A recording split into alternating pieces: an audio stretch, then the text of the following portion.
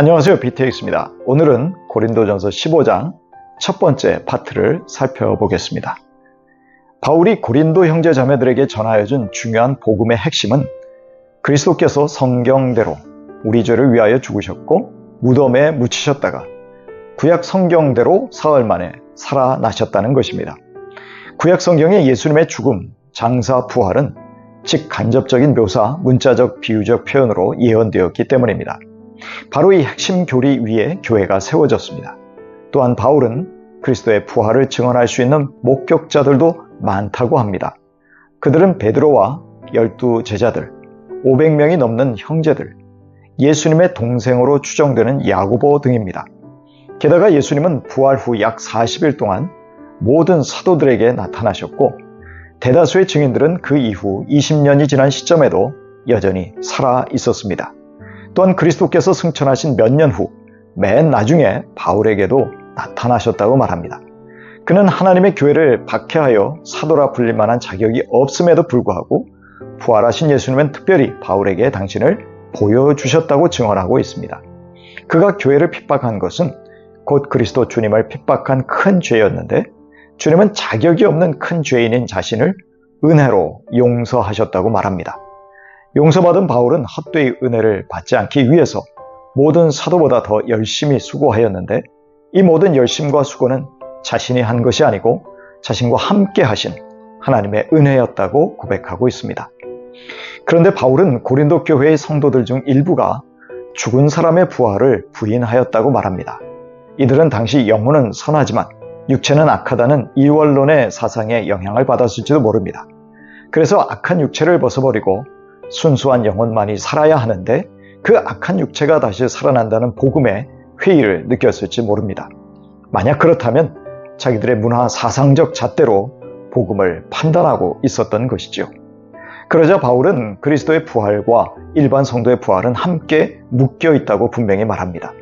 죽은 자의 부활을 부정하면 이것은 그리스도의 부활도 부정하는 것이라는 말입니다. 일반 성도의 부활을 위해서 그리스도의 부활은 반드시 필요했다는 것이지요. 만일 그리스도의 부활이 없다면 그리스도가 죄, 죽음, 지옥을 정복하셨다는 복음의 선포가 헛된 것이라고 말합니다. 이런 죽은 구원자의 헛된 복음을 믿는다는 것만큼 허망한 일은 없을 것이요. 지금도 신앙을 지키다가 순교하는 사람들은 모두 헛된 죽음을 맞이하였다는 것이죠. 만일 죽은 자의 부활이 없다면 부활하신 그리스도를 보았다고 증언하는 사람들은 모두 거짓 증인들로 판명될 것이었습니다. 10계명 중 9번째 계명을 어긴 사람들의 모든 말들은 모두 거짓이 될 것이고 거짓 위에 세워진 신앙은 모두 무너질 것이었습니다. 그래서 그리스도께서 부활하지 않았다면 우리가 그리스도를 믿고 영생을 얻는다는 믿음은 헛것이고 아직도 죄 가운데 있을 뿐이었습니다. 더군다나 그리스도의 부활이 없다면 그리스도 안에서 잠든 사람들, 즉 예수 믿고 이미 세상을 떠난 사람들도 당연히 망하였을 것입니다. 예수 믿고 부활의 소망으로 죽거나 순교한 사람들은 얼마나 비참합니까? 이처럼 부활의 소망이 사라진다면 모든 사람 가운데 우리 그리스도인들이 제일 불쌍한 사람들이라는 것입니다. 우리의 믿음, 위험을 무릅쓴 전도와 열정적인 예배, 제자훈련, 헌신 등 절제하면서 애쓴 모든 일들이 아무 의미가 없기 때문입니다. 그러나 우리는 불쌍한 사람들이 아닙니다. 왜냐하면 그리스도께서 잠든 사람들의 첫 열매가 되셨기 때문입니다. 그리스도의 부활은 믿고 죽은 자들의 부활 추수의 첫 열매였다는 말입니다. 그 의미는 이후에 따라올 수많은 부활의 추수를 기다리게 합니다. 첫사람 아담을 통해 죽음이 왔듯이 한 사람 그리스도를 통해 죽은 사람의 부활도 왔습니다. 아담 안에서 태어난 모든 사람이 아담과 동일시되어 죽은 것 같이 그리스도와 동일시된 모든 사람이 삶을 얻을 것입니다. 아담 안에서는 태어남과 죽음이 있을 뿐이지만 그리스도 안에서는 거듭남, 부활과 영생이 있게 됩니다. 하나님은 마지막 때까지 부활하신 그리스도를 당신의 보좌 우편에 앉히셨으며 그에게 통치권을 주어서 만물을 다스리게 하셨습니다. 그래서 결코 하나님을 대적하지 못하도록 그리스도가 모든 통치, 권세, 능력을 영원히 정복하실 것입니다. 그리고 마지막 원수인 죽음도 천년 왕국의 끝에 영원히 멸망시키실 것입니다. 그리고 주님은 나라를 아버지께 바치실 것입니다. 이 말은 그리스도가 아버지께 복종하며 삼위일체의 영광으로 세상을 다스리실 것임을 의미합니다.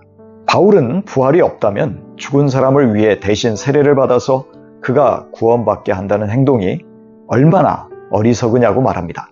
이 말은 난해한 말씀입니다. 아마도 이미 믿고 죽은 신자들의 영향을 받아 구원을 받고 세례를 받는 사람들의 경우 부활이 없다면 무의미하다는 것이죠. 또한 부활이 없다면 성도들이 날마다 자기 목숨을 걸고 자기를 부인할 이유가 없다는 것입니다.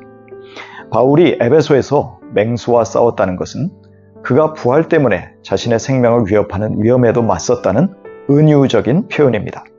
바울은 이사야 22장 13절을 인용하여 사람에게 부활이 없다면 내일 죽을 텐데 먹고 마시며 쾌락을 누리자고 말하는 것이 더 합리적이라는 것입니다. 부활이 없다면 더 좋은 부활을 얻고자 온갖 희생을 당하며 견딘 성도들의 소망이 헛된 것이 된다는 것이죠. 이처럼 부활은 우리에게 거룩하게 살도록 동기부여를 하므로 고린도 교인들에게 부활을 부정하는 악한 가르침을 따라 악한 사람들과 어울려 죄짓지 말라고 경고합니다. 바울은 진리를 확실히 믿지 않고 진리를 따르지 않는 자들을 부끄럽게 하기 위해서 이런 명령을 한 것이지요. 데살로니가 전서 4장 14절 이하입니다. 우리는 예수께서 죽으셨다가 살아나신 것을 믿습니다. 이와 같이 하나님께서 예수 안에서 잠든 사람들도 예수와 함께 데리고 오실 것입니다. 주님께서 호령과 천사장의 소리와 하나님의 나팔 소리와 함께 친히 하늘로부터 내려오실 것이니 그리스도 안에서 죽은 사람들이 먼저 일어나고 그 다음에 살아남아 있는 우리가 그들과 함께 구름 속으로 이끌려 올라가서 공중에서 주님을 영접할 것입니다. 이리하여 우리가 항상 주님과 함께 있을 것입니다. 그러므로 여러분은 이런 말로 서로 위로하십시오. 죽음은 끝이 아닙니다. 영생의 부활을 믿는 우리는 영원한 하나님의 나라에서 재회하고 함께 왕 노릇할 사람들입니다. 우리의 남은 삶을 서로 위로하며 믿음, 소망, 사랑으로 채워갈 수 있기를 축복합니다.